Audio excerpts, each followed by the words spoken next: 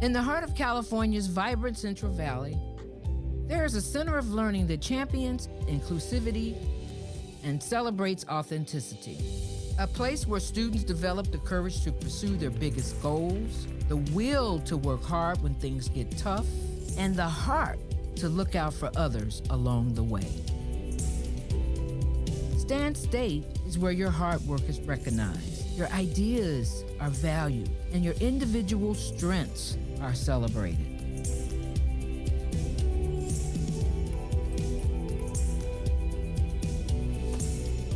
At Stanislaus State, you belong. Welcome, Warriors. Welcome, Warriors!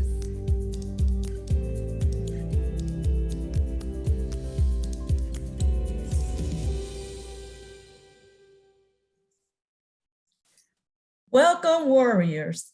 Thank you for joining us today for President Junn's Fall 2021 Welcome.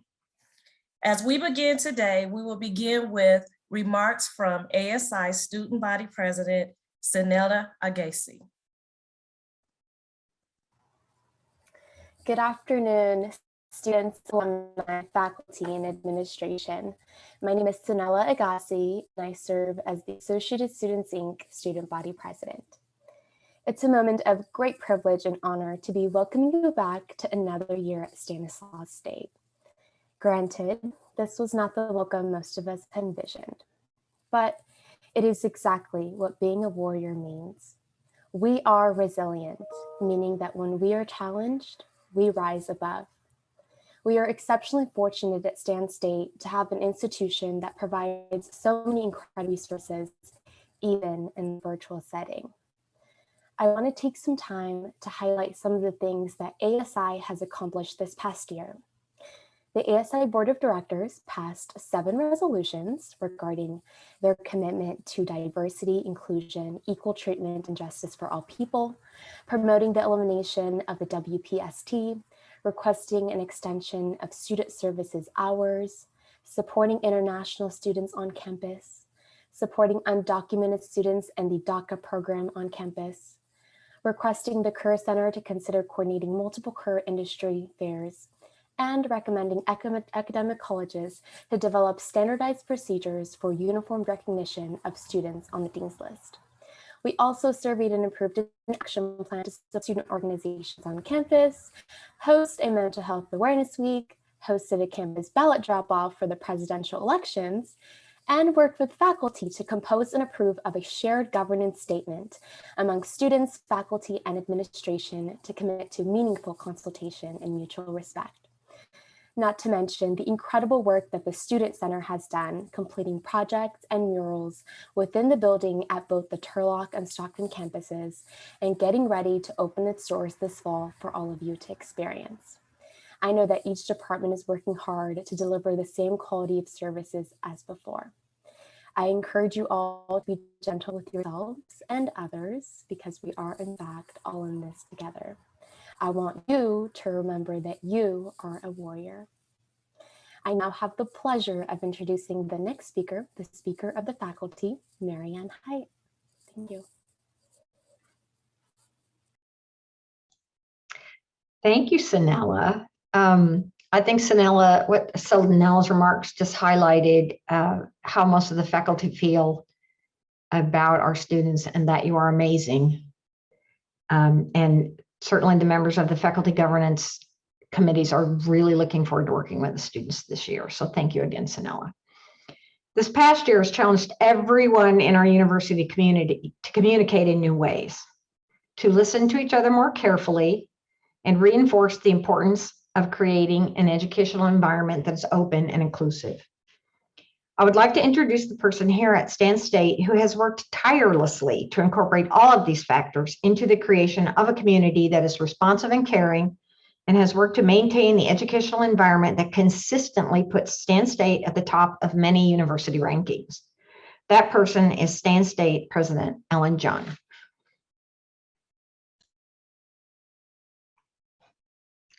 Thank you. Good afternoon. Thank you, Marianne, and welcome to the start of our fall semester and the 2021-22 academic year. To ASI Student Body President Senela Agassi and all ASI and Student Center Board members and the students, thank you for representing and supporting all of us. To Senate Speaker Ms. Marianne Height and all Senate members, thank you for your passion and perseverance during the past year and a half. And thank you to everyone joining us virtually today. I believe I saw over 500 people have asked for permission to sign on to the Zoom today. So I hope you and your families are safe and healthy. As we begin this afternoon, one of our traditions is to formally acknowledge that Stanislaus State is located on the traditional lands of the Yokuts Nation, also recognized as Nototomni land. Our campus is built on the unceded ancestral grounds of these indigenous tribes. Thank you for letting us honor them and give our gratitude to their ancestors and descendants for their constant and careful stewardship of this land. Second, I have the privilege of welcoming community guests and friends of the universities, members of our foundation board, our President's Community Ambassador Council, and our Alumni Advisory Council. Thank you to all of them for joining us today. In addition, please let me recognize many of our local, city, county, and state elected officials and representatives, and our community and business leaders. Welcome, and again, we sincerely appreciate you making the time to join us.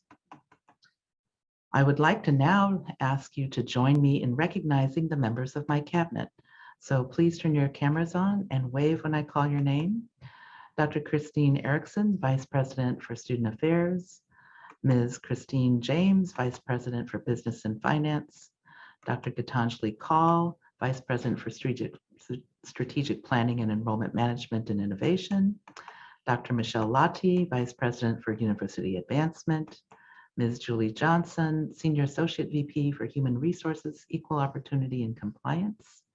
Dr. Rosalie Rush, Senior Associate Vice President for Communications, Marketing, and Media Relations. Ms. Naisha Rhodes, Director of Presidential Initiatives. Ms. Nina Rocha, Director of Administrative Operations. Ms. Christina Stratman, General Counsel from the Chancellor's Office. And last, but certainly not least, our newest cabinet member, Dr. Richard Ogle, Provost and Vice President for Academic Affairs. Rich joined us in June from the University of North Carolina, Wilmington, where he served as Interim Dean of the College of Arts and Sciences. He brings 2 decades of experience in higher education to his role here at Stan State. In the past 15 years, he has collaboratively and creatively served in a variety of progressively responsible administrative and leadership roles at all academic levels, including as interim dean, chief enrollment manager, officer, and registrar, to name a few. Now, Rich is a native Californian. He's a first-gen high school and college graduate, so he's acutely aware of the challenges many of our students face. He's also a proud CSU alumnus who earned his Master of Arts in Psychology from San Diego State, and we're thrilled to have Rich's expertise and passion as part of our Warrior community. Please join me in welcoming him and our entire cabinet. As the fall semester marks the start of our new year, I'd like to acknowledge that all of our Stan State's new faculty, staff, and administrators, and those individuals who've recently been promoted. Congratulations and welcome to you all. You can view a full list of these individuals, and they are recognized online. It's hard to believe that 1 year ago, Stan State embarked on an unprecedented journey in our campus's history. We began an academic year in which almost all of our teaching, student services, events, and many campus operations were conducted remotely. Fast forward from 17 months ago to today, and many of us were optimistic that we were finally turning a corner on this pandemic. But unfortunately, it isn't over. In response to notable, very recent increases in COVID-19 cases on our campus and spikes in our local counties due to the Delta variant, and because of the need to reduce potential exposures on our campus, we are temporarily delaying the start of in-person instruction and pausing our repopulation plans until October 1st.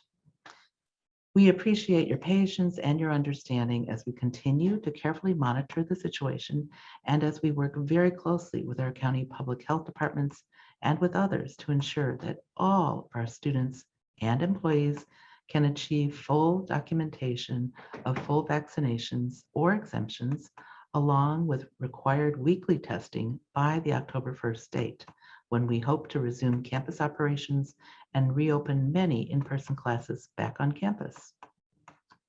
As a campus, we remain excited and committed to repopulating and hosting the students, and more ongoing communication and details to faculty, staff, students are forthcoming to keep everyone informed about the rapidly changing circumstances in our counties. So please watch your email and social media for more. Thank you for your understanding again during these uncertain and very fluid times.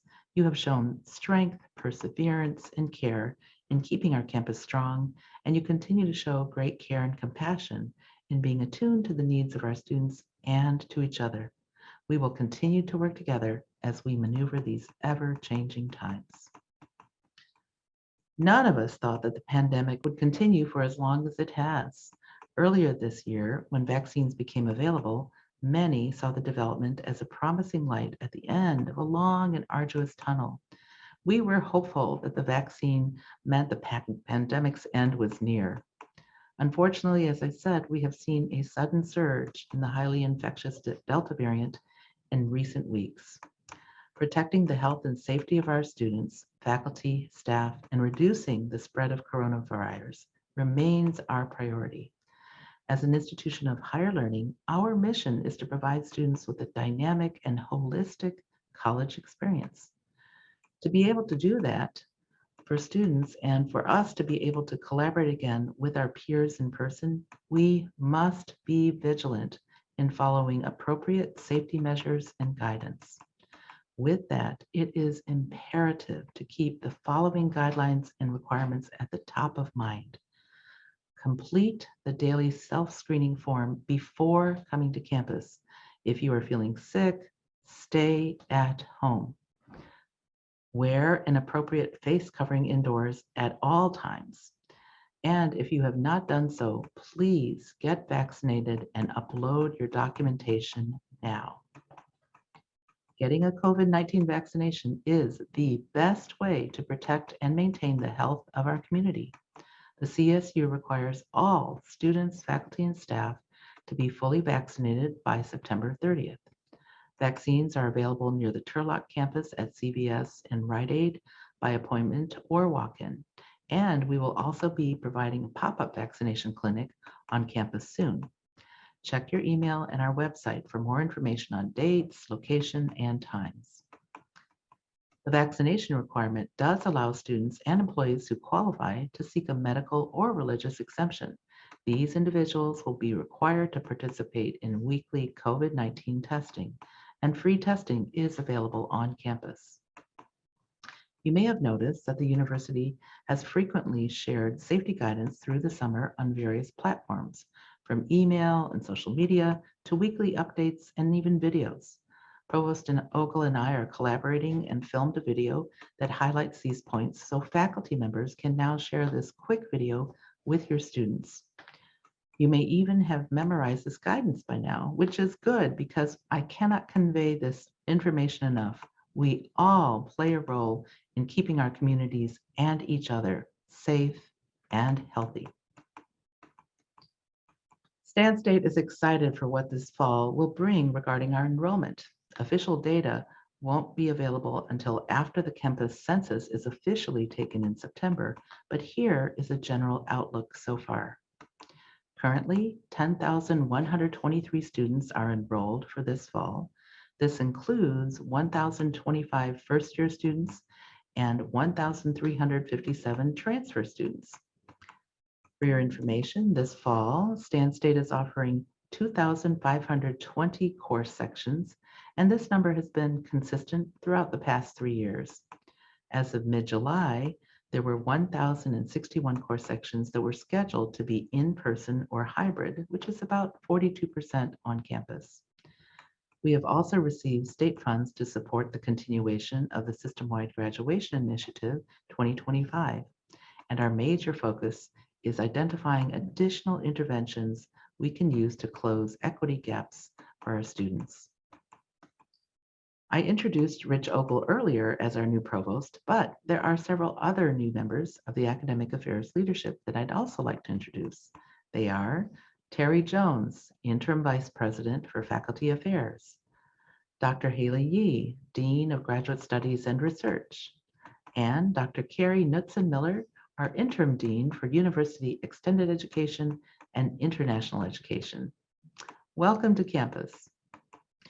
At Stan State, we have a stellar reputation for our academic programs and teaching excellence. Our faculty members continue to demonstrate resilience, fortitude, and innovation in preparing and supporting our students for success. As the university prepares for continued virtual learning and looks forward to in-person instruction, the Office of Information Technology and the Office of Academic Technology have worked diligently to provide excellent learning and teaching experiences. For example, classroom technology upgrades are underway, including improved Wi-Fi service at the Turlock and Stockton campuses. The university has also expanded its Student Technology Loaner Program and provided faculty and staff members a work-at-home software bundle to facilitate remote operations. AT&T and Verizon provided hotspots, and Comcast and IERA have provided discounted home internet services. Although the dust is still settling on this year's budget, I am pleased to report that the 21-22 California budget signed into law by Governor Gavin Newsom allocates $54 million to Stan State to support capital enhancements at the Stockton campus, including new classrooms that will enhance the educational experience. The university will also receive $1 million in recurring funding to expand enrollment at the Stockton campus by 115 full-time students. This funding will allow us to increase access to quality public higher education and attract more students to seek learning opportunities in San Joaquin County. We are very grateful for the legislative support of Senator Susan Eggman and Assemblymember Carlos Vipuda. This significant investment in the Stockton campus will help us better serve the needs of the community and align our academic offerings with regional workforce needs. Complementing our dynamic, creative, and student-centered courses are holistic student support services. Attending to our students' emotional and social well-being is of paramount importance. When the university pivoted to remote operations and the Division of Student Affairs began offering more services and support in an online format,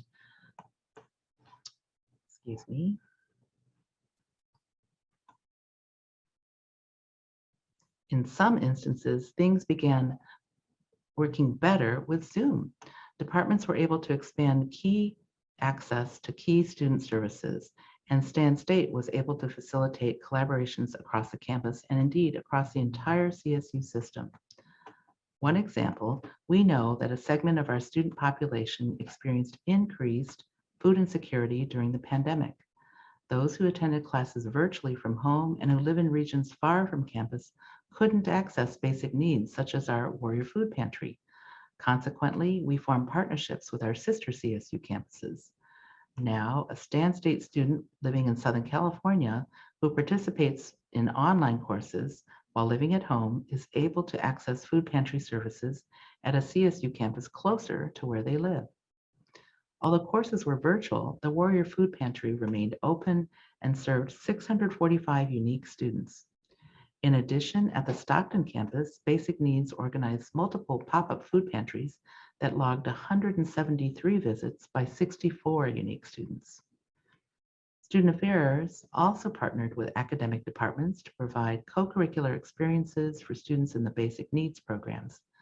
These internship experiences allowed students to connect course learning outcomes to experiential learning. For example, social work graduate interns led our CalFresh application assistance program and outreach, which resulted in 5 student interns contributing more than 2,500 volunteer hours working with our students. Lastly, I also want to applaud and acknowledge Student Affairs' intentional efforts to recruit a strong and diverse pool of new counselors to serve our students in psychological counseling services. When I first arrived, PCS employed 4 full-time counselors, and of this year, the number is now 8, with 2 additional positions planned. Our campus now has one of the best student-to-counselor ratios in the CSU system and is better prepared to provide culturally sensitive and relevant counseling for our diverse student population. I'm also pleased to share good news from university advancement. Despite the challenges of the pandemic, I am heartened by the generosity of our donors, supporters, and friends of the campus. They stepped up in tremendous ways and offered much needed support to our students. During the fiscal year that just ended, June 30th, Stan State announced the successful completion of my 5-year, $15 million fundraising target that was established when I arrived in 2016. We surpassed the original goal and raised $16.3 million in total gift commitments. In fact, this most recent 5-year period marked the highest amount of philanthropic dollars raised in preceding 5-year increments since the campus began tracking that data more than 30 years ago. And this accomplishment was achieved because 7,334 donors supported important needs such as scholarships, new programs, student basic needs, and other initiatives. We have learned a lot over the past 17 months, and in many ways, these lessons have made us better. We've identified our strengths, we have overcome difficulties, and found innovative ways to keep focused on our mission to provide an exceptional experience for our students. I am so proud of our warrior spirit. In addition, I would like to take a moment to highlight an outstanding achievement that clearly demonstrated that spirit, our in-person commencement ceremonies. With only a window of a few weeks, Stan State organized a total of 9 outdoor masked campus ceremonies approved by our county public health department. Our employees and volunteers made it look effortless, but it was no small feat. Each of you helped make this milestone memorable for our graduates, their families, and their loved ones. The ceremonies look different than what we've traditionally done in the past, but it was so very inspirational and moving to see the joy of our graduates and their loved ones as they celebrated an important and transformational achievement.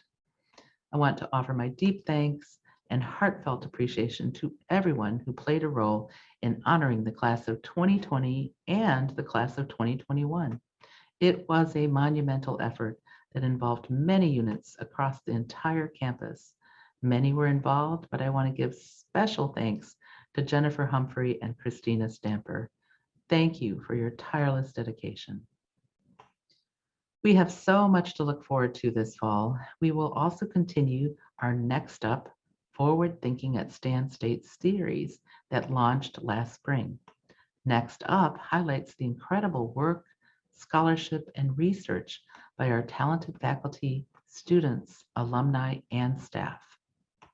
Our next event in the series will feature Stan State Assistant Professor of Social Work, Polly Bittmelander, in her documentary entitled Exiled in October. Please watch your email for more details and to save the date. I hope you will join us for the event. Be on the lookout throughout the semester for what's next up at Stan State.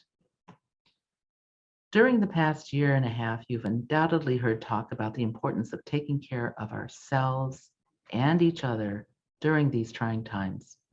I'm deeply inspired by the amazing resilience you've all demonstrated. There is great power in continuing to move forward despite struggles. To help us continue on this path, I charged the university to launch the Resilience and Wellbeing Task Force, chaired by Dr. Steve Wood from the Criminal Justice Department, CSUEU Chapter President Megan Cordero, and ASI Student Body President Senela Agassi. This large new task force is charged with seeking feedback and suggestions from the campus community to make recommendations to develop a range of programs to better support the well-being of our faculty, staff, students, and administrators. Their goal is to consult broadly with all the campus stakeholders, examine best practices, and make recommendations on how we can further enhance resilience and mental health on campus during and after the pandemic. I'm confident that we will take what we learned and use that knowledge to rethink, refashion, and improve what we do as we chart a new way of being at Stan State. I have been so deeply honored and grateful to be part of a community that leads with compassion, excellence, and integrity. This is what our students and communities deserve. Thank you to our devoted staff who continued working on campus since the start of the pandemic. You helped to maintain critical on-campus operations. Thank you to the many talented and creative faculty and staff who've worked tirelessly to ensure our students had a wonderful and rich academic and social experience. You are the true personification of what it means to be warrior strong. The pandemic has forever changed how we interact with each other and navigate our day-to-day lives, but it has not affected who we are as a campus community. We're a family here at Stan State. Our collaborative spirit, our passion and pursuit of understanding and learning defines and unites us. So thank you and welcome to fall 2020-21. Before we go to questions, let's take a few minutes to watch another one of our new branding videos. This one showcases our personal and academic support brand pillar and features some familiar faces that you'll recognize from our campus community. So please roll the video. We're known as California State University Stanislaus State, or simply Stan State. But one thing we all call it is home, because no matter how you say it, Stan State is where you belong. We know every student arrives on campus with different experiences, varied needs, and unique goals. Our dedicated professors recognize their students' different strengths and challenges and do everything they can to remove any barriers to success. And our tight-knit community and small class sizes encourage close student-faculty interaction, individual support, and learning that's customized to you. I chose to teach at Stan State because we provide applied hands-on experiences for our students. And when you provide these experiences for our students, it prepares them for the real world. Class sizes are smaller, so that allows me the opportunity to really get to know the students that I'm working with. I get opportunities to help students figure out everything from financial aid to possibly DACA services. I struggled all throughout high school, actually, so the fact that I was on the dean's list just about all of my semesters here, and then I'm gonna graduate magna cum laude, it's just amazing. I see the Stan State graduates who I got to know out there making a difference in the world. That is such an incredible feeling. At Stan State, your professors care about more than just academic success. They're invested in your personal and professional growth. Many were first-generation Stan State students themselves. I actually talk with the administration, I talk with the faculty, I talk with the tutors. I was able to actually get into my master's program, which is pretty much the biggest thing for me, because in my immediate family, I was the first one to actually go that far in my education. We are sons and daughters, parents and friends, workers and dreamers. We are the motivated and the dedicated. We are warriors.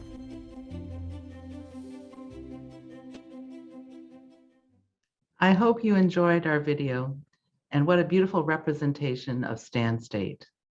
In closing, I'm immensely proud of and intensely grateful for your individual and your collective contributions, your service, dedication, and goodwill for our students, for each other, and for our communities in making Stan State a more resilient and nimble campus. Therefore, in keeping with the spirit of resilience, I thought it only fitting to remind ourselves of two quotes. First, a very thoughtful and pithy quote from Amanda Ripley, an American journalist and author, who said, "Resilience is a precious skill. People who have it tend to also have three underlying advantages: a belief that they can influence life events, a tendency to find a meaningful purpose in life's turmoil, and a conviction that they can learn from both positive and negative experiences." And a second very fitting quote, especially for our campus, from well-known scholar Albert Einstein, who famously said, quote, "The only thing you can absolutely have to know is the location of the library," end quote. Yes, so please don't forget to visit and marvel at our newly beautiful renovated library. And once again, thank you for joining us today. We can now open for questions. Thank you, Ellen. We have a question that I'm going to answer. I'm going to ask. It's from Tammy Worthington. When you say we are going to delay the start of repopulation, but their staff are told we have to open offices Monday through Friday 8 to 5.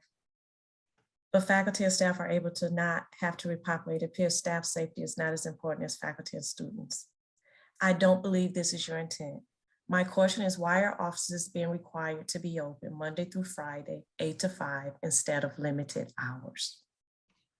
So the answer is that there are going to be variability in the different offices that are open throughout the campus. So the functions of the office make a big difference, and each cabinet member and vice president and senior associate VP will be working closely with all of the supervisors to make that determination.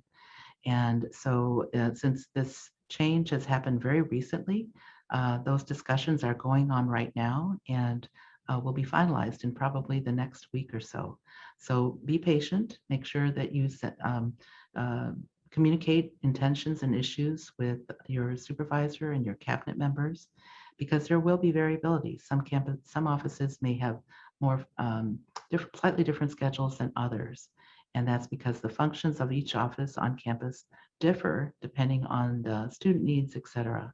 So I can completely understand that there's a feeling that there's inequity because there are differences, but those are things that the cabinet is working together on to have consistency across and to use common shared principles and to allow the voices of everybody on campus, whether you're faculty, students, or staff, to have a say in this process. As you know, the conditions constantly are changing. We found out today again that an additional, I think it was 3 or 4 additional COVID cases have also popped up. So we are continuing to monitor all the health conditions in addition to this. And we want to ensure, that was the reason for postponing, to give people more chance to get fully vaccinated. And so these are all, as I said, variables that are going into the decision-making process. And thank you for your question, Tammy.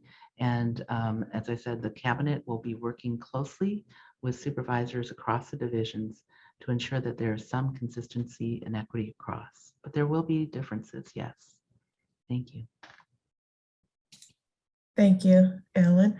Next question. If we are not allowed to go on campus, how do we participate in our sports classes like badminton?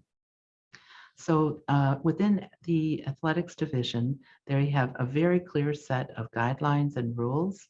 And so I don't know if Terry Donovan is on the call, but he will be meeting frequently with all the student athletes and with the coaches. And Christine Erickson, as your Vice President for Student Affairs, will help to facilitate that process. So the specifics are at the level of your athletic director. And I see that Christine may have a way to answer this as well. So go ahead, Christine. Yes, thanks, President Junn. I think Richard was asking about his class, so a kinesiology class that was badminton. So the answer is, in order to participate in any activity, course, be in the library, be in the student center, you must provide your proof and documentation of vaccination or approved exemption and participate in weekly testing. Otherwise, you will not be permitted to come to campus. Thank you, Vice President Erickson. We have another question. I believe Provost Ogle is answering, but I'm going to ask it here for everyone. When will the library be open for use?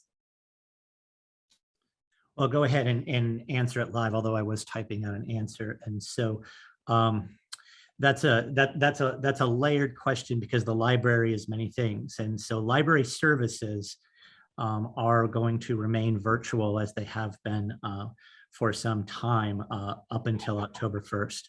That being said, there are partners, the Office of Information Technology, as well as our Academic Success Center, who are also in the physical space and will be providing the services that they provide. And so there will be the ability for students to access those specific services.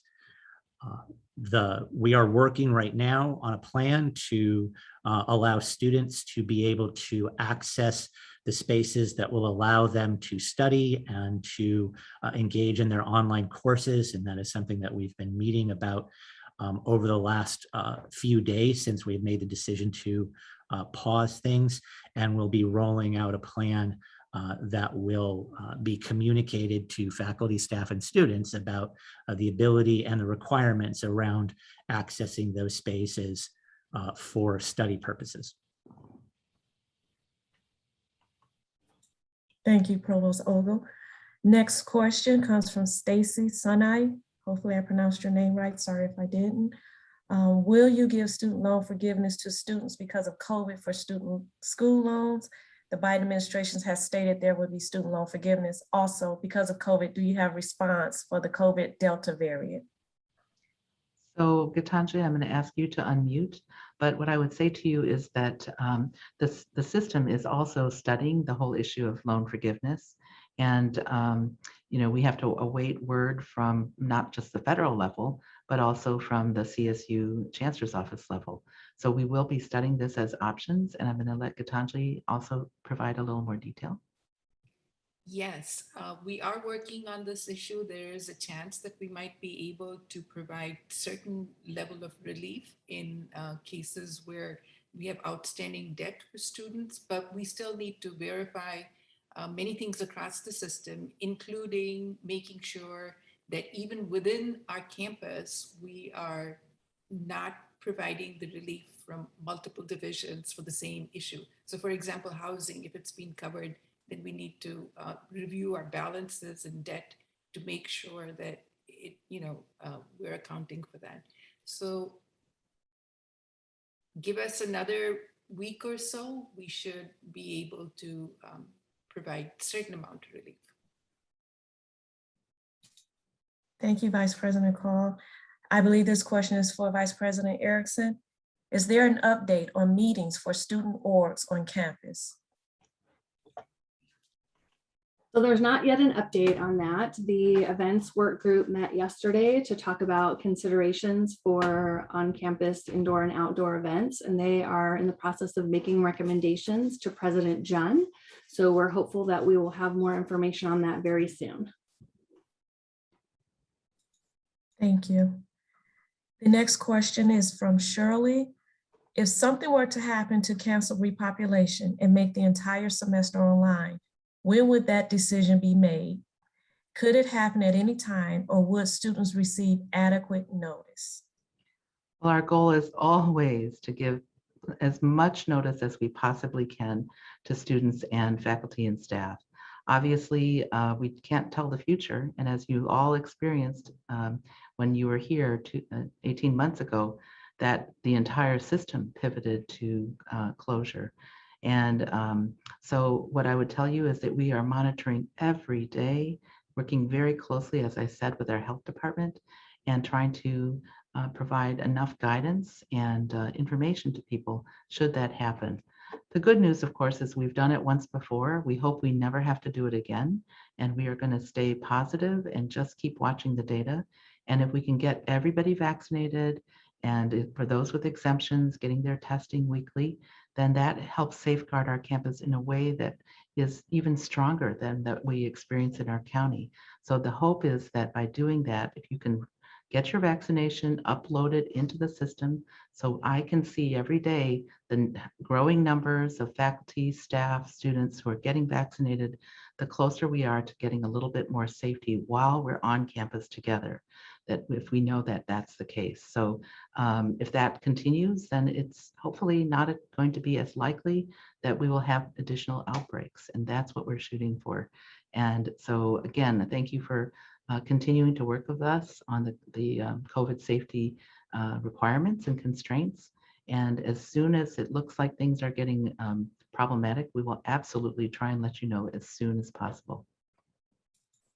Thank you. There's a question from Marianne Spikes. I know that Vice President Cole is responding, but I'm going to ask it live. When will we be refunded and not have withdrawals on record if exemption not granted or schedule adjustments not made or suggested in time? Okay, so the withdrawals will still be processed as normal, and refunds will be determined according to institutional policy. So there are no changes there. Thank you. Next question. How will the flu season affect the repopulation? Will campus go back to remote learning? No, just as in the past, whenever people had flus, the campuses did not shut down because flus don't cause severe illness and or death.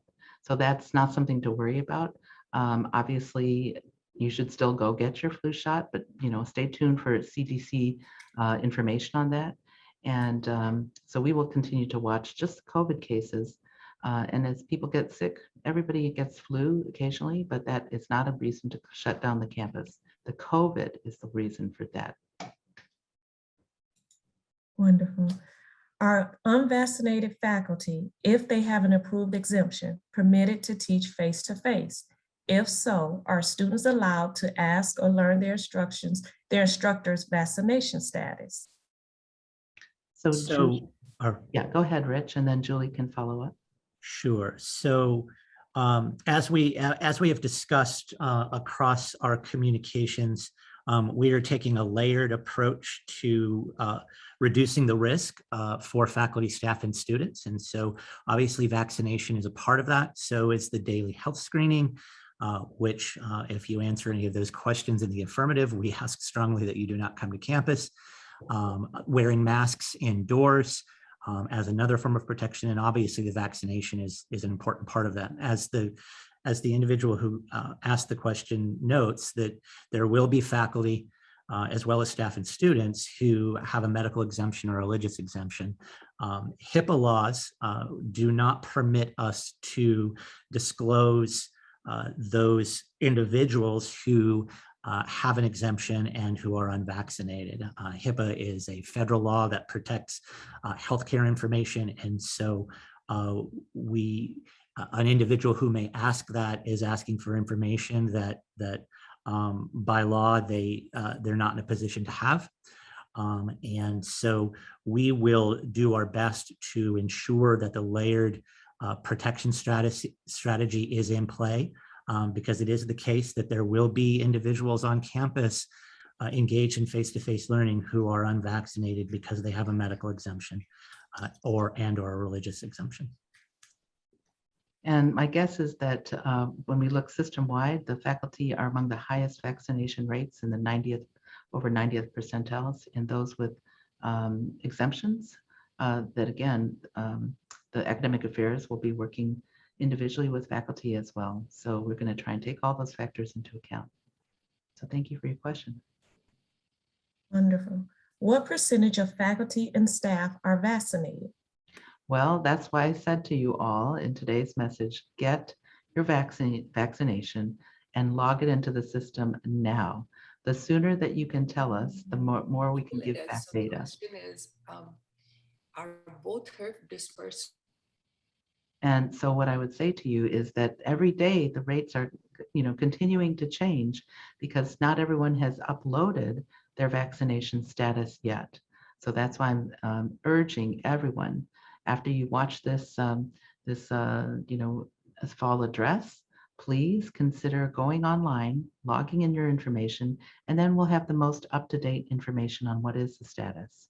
So I can't tell you for sure now because it's changing every day.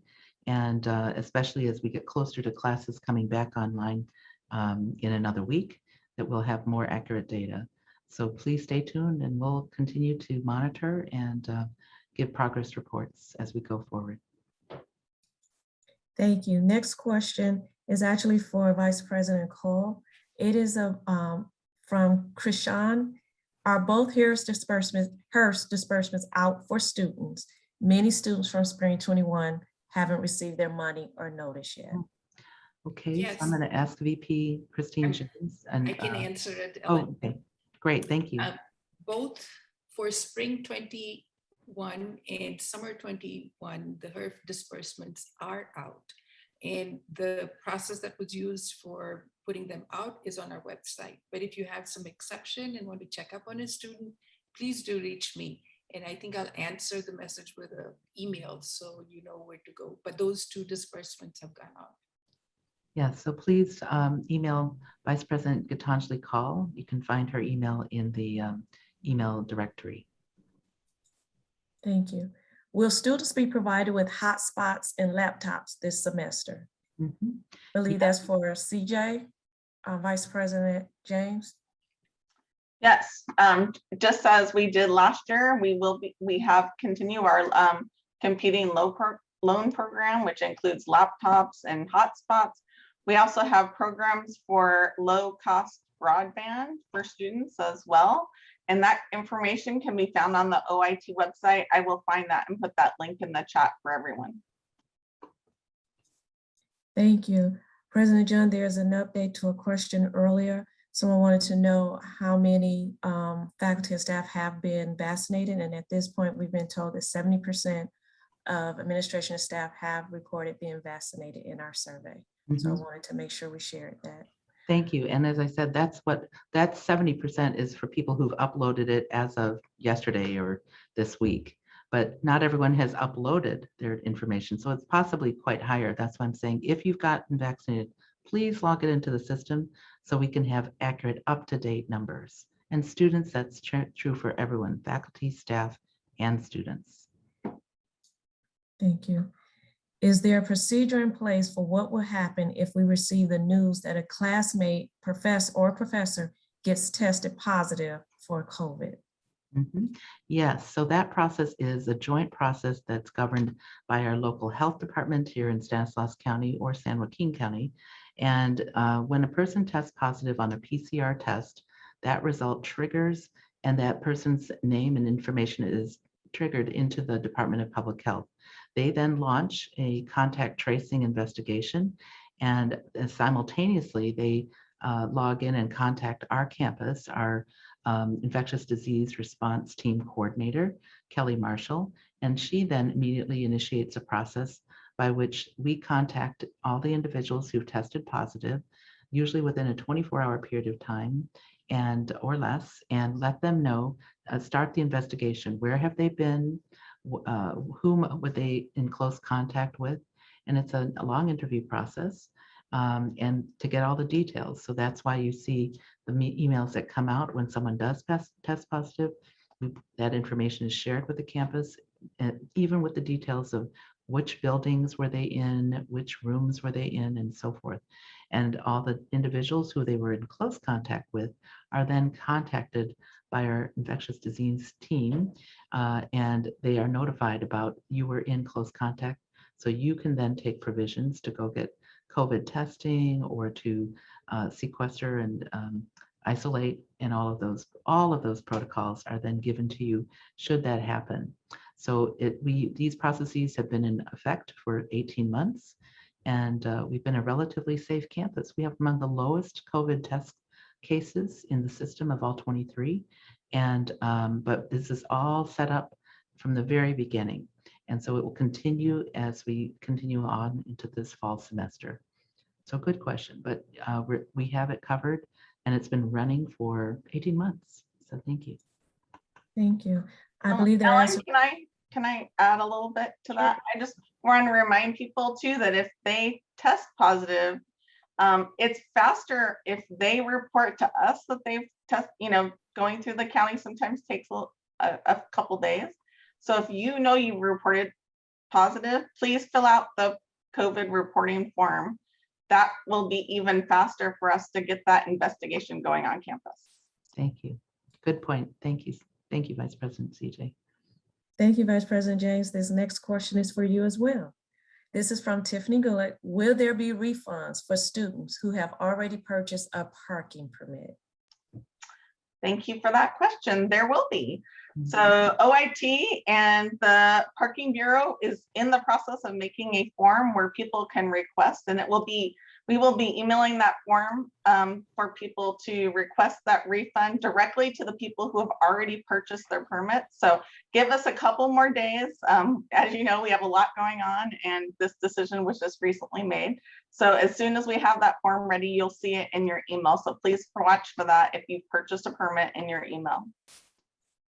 Thank you. I'm staying with Vice President James. Another question is, in previous semesters, many students who requested hotspots did not get them. How likely is it that they will get them this coming semester? Well, I do know that we have quite a few in stock at this time, so I expect that they will be able to get them. Please make that request, and if they have any problems, they can feel free to reach out to me directly. I'd be happy to help them through that process. Right, but student learning is our top priority, and we ordered a fairly large reserve of hotspots and other kinds. And plus, as I said, we have other Wi-Fi companies that are going to be available to provide services.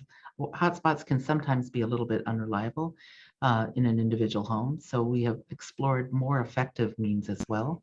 And so just please go on and make the requests at IT. If you have other issues, as Vice President James said, please go ahead and email her in the email directory, and we'll make sure that your needs are taken care of. So thank you. Wonderful. This next question is for Senior Associate Vice President Julie Johnson. Where do faculty teaching online upload vaccination proof? You're on mute, Julie. It has to be somebody and everyone, right? So I did try to put that link into the answered questions.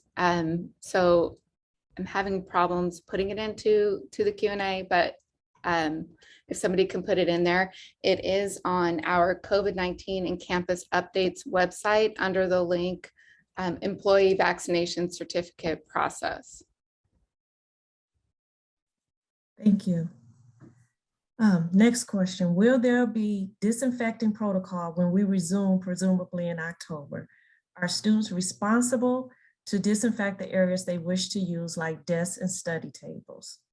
So I'm going to let CJ give you more detail, but I want to tell you that since the beginning of COVID, we have established new upgraded cleaning protocol, not just for classrooms, but throughout buildings, areas where there might be more traffic, especially, and so forth. So that's been upgraded, not just disinfecting protocols that have been operating all along and will continue to be followed very carefully, as well as building ventilation and all of those improved air filters, air quality, et cetera.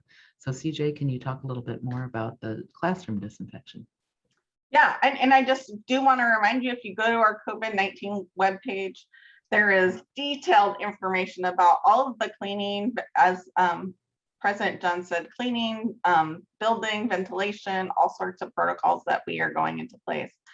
But we are cleaning very regularly. High touch services will be cleaned throughout the day, and classrooms and other conference rooms and other highly used spaces will be fogged with our disinfecting foggers every day. And classrooms will be wiped down. In addition, if you have any concerns about wanting to make sure your space is clean, we also will have disinfecting wipes, masks, and hand sanitizers in all of the classrooms and spaces throughout campus. So all of those safety cleaning supplies will be available for everyone on campus throughout all of our buildings and classrooms. Thank you. I believe Provost Ogle has an update for the library services question. Thank you. It's really more of a clarification and coming from the fact that I'm still learning all the wonderful things that the library does and how it's been functioning since March 2020. And so to clarify my answer, the external facing services and instruction and reference are those services that will remain virtual. Since March 2020, there has been a lot of activity in the library with the more back office things that we don't always see, but they are providing services, whether that be technical services, circulation and administration. And so just to acknowledge that those folks have been on campus since the beginning of the pandemic, providing those services, but the kinds of services where there is direct engagement and direct interaction, like reference and instruction, will remain virtual. And so just wanted to make that clarification and acknowledge the folks who've been in the library for quite a long time. Thank you for that clarification. Julie Johnson, is there an update on the telecommute policy negotiations that are ongoing? Hi, yes. So a couple of fronts that we are analyzing to the telecommute issue is, first, there is an expectation that the COVID-related temporary telecommute agreements will expire in December. Stanislaus State has a long-standing telecommute policy that has been used pre-COVID for many individuals. The only union who has agreed to a system-wide telecommute program is CSUEU. So we will be evaluating whether other bargaining units enter into a similar telecommute program system-wide, or we should just stick with our existing telecommute policy. Thank you. This next question is from Jonathan Alcantara. Sorry if I didn't pronounce that right. The latest update email regarding in-person classes stated that in-person instruction will be delayed until October 1. But my graduate program has shared that they will only be operating remotely. Will some instructors be conducting in-person classes while others don't? So I'm going to let Provost Ogle say a little bit more, but the class schedule was set. And when the class schedule was set, 41%, 42% of classes would be on campus or hybrid. The remaining percentages, mostly many graduate programs, were going to operate only online. So once it was set into the schedule, that's the format in which it would be conducted. But Rich, you can add a little bit more. Yes, and as President Junn says, that our original plan for this fall was to have about 41% of our courses face-to-face. And so it was already the situation that there were fully face-to-face, hybrid, and many online courses. The pause relates only to courses that were going to be taught in face-to-face and hybrid mode. It's probably important to say that some courses that were scheduled to be face-to-face are going to remain in face-to-face format because there is an important pedagogical or accreditation reason for those courses remaining face-to-face. Deans, department chairs, and faculty are working to identify those courses. Most of them have been identified already. Faculty will be reaching out to students to communicate that information.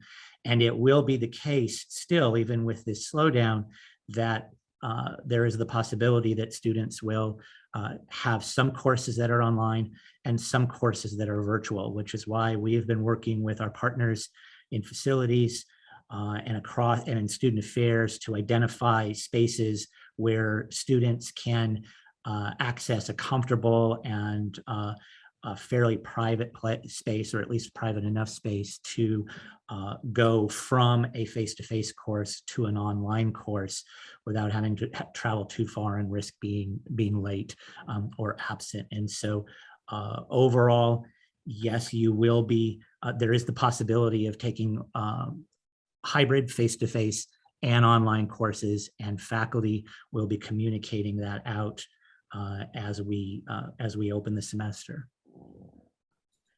Thank you. I believe we have 5 minutes left. And so we have a couple of questions we want to get to. And if you have questions, please type them in so that we can ask them. The next question, how are we expected to deal with individuals who choose not to wear their mask in public settings? And how is faculty trained to handle it? So we have a protocol, and in fact, I'm going to let Vice President Christine Erickson talk about that. We've been hiring students to assist as, I think they're called the Stand Cares team. But the main thing, and for Provost Rich Ogle can also say, is that if a student refuses to wear a mask. There are masks that are going to be in the classroom. They don't have to go walk anywhere. The masks will be there. And if they continue to refuse, then the protocol is, I'll let the provost talk a little bit more about what happens next. Yes, and so as mentioned, we do have a mask mandate where everyone, faculty and students, are required to wear masks during face-to-face courses. As said, there will be student ambassadors deployed throughout buildings who will be there to help provide masks, help remind individuals that masks are to be worn in the buildings.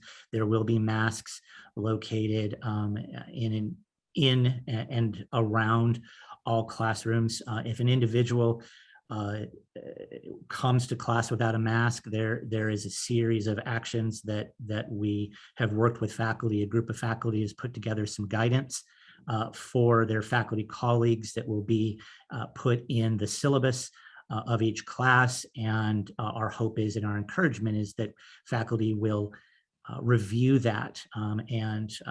The process very quickly is that the student will be reminded that they need to wear a mask, and they will be offered one or offered to get one.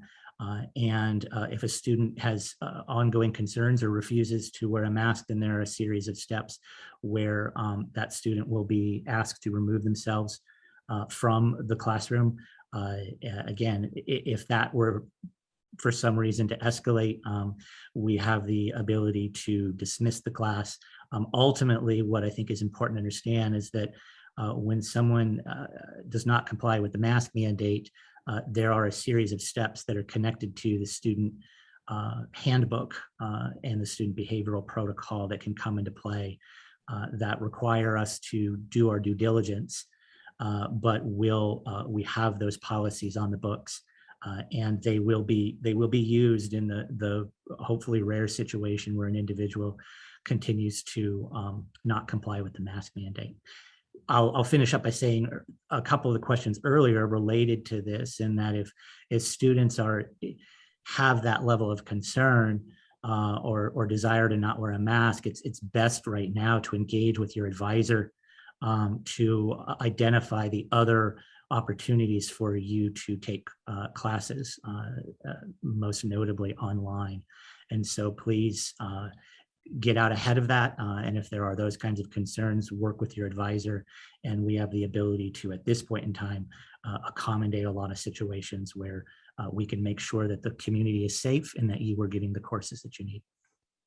Christine, follow up, please. I just wanted to add that it's called the Warrior Take Care Team, and put a plug in that we're still hiring students. So if you're looking for an on-campus job, to check out the listings in Human Resources. Thank you. Thank you. And apparently we have more than 5 minutes, but we are all out of questions. If you have more questions. There was another question I saw, Rosalie, about will the parking permit refunds also include not just students, but faculty and staff? And the answer is, Christine, is yes. Yes, I answered that in the chat, but yes. And if you in the next week or so don't receive an email and you are still looking and you're looking for a refund and somehow you got missed on that list, please feel free to reach directly out to the parking services team and they can help you with that. So I think this is the first time that we have ran out of questions before the end of the address. So President Junn, would you like to have some final words? Well, I just want to again say it is such a challenging time, but it is also a time of beginnings and new beginnings in a new kind of brave new world of COVID, and that we're all working together as a team to make sure that everybody on campus is safe. And we thank you for your fortitude and for your ability to be flexible and to keep communicating. So we will probably have more forums in the future where people can sign on, but either virtually or continue to have messaging through emails or what would you call it, suggestion boxes, because we live and breathe COVID as a cabinet. We live and breathe COVID almost every day. I certainly breathe it every day in the morning first thing. I look at all the data.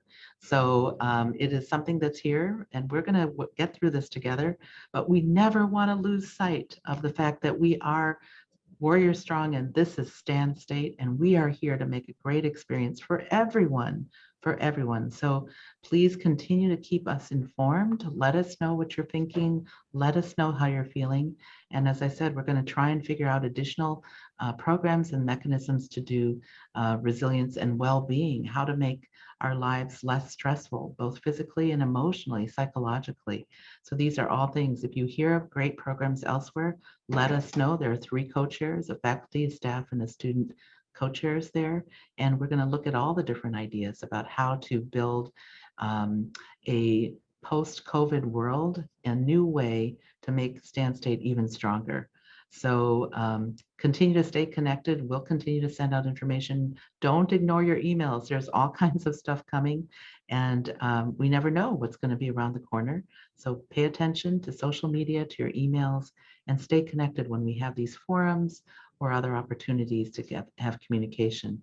And again, I thank you all. And I know for me, fall is like always my favorite season because it is the beginning of the academic year. And to me, that's always been very exciting. So welcome to our academic year. It is a very different kind of academic year, but as I said, we're Warriors Strong, and we're going to work on this together. And I thank everyone on the cabinet, everyone on campus, and Rosalie, thank you for all of setting up this great forum for us and moderating for us. And with that, I want to say thank you and stay tuned for more and hang in there. We'll get through this.